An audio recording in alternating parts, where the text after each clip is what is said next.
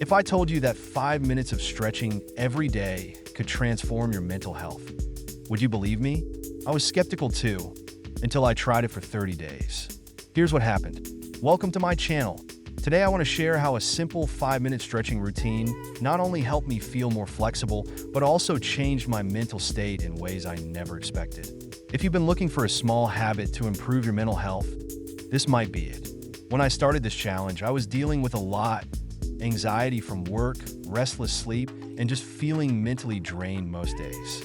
I decided to dedicate just 5 minutes every morning to stretching, focusing on simple movements like neck rolls, hamstring stretches, and cat-cow poses.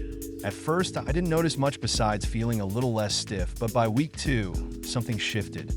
I found myself starting each day calmer and less reactive to stress. It became a ritual I looked forward to. By the end of the 30 days, I felt more in control of my thoughts. It was like stretching not only loosened up my body, but also untangled my racing mind. I also noticed I was breathing more deeply and sleeping better at night. It's amazing how something so small can have such a huge impact. So if you've been struggling mentally or just want a simple way to add calm to your day, I challenge you to try this for 30 days.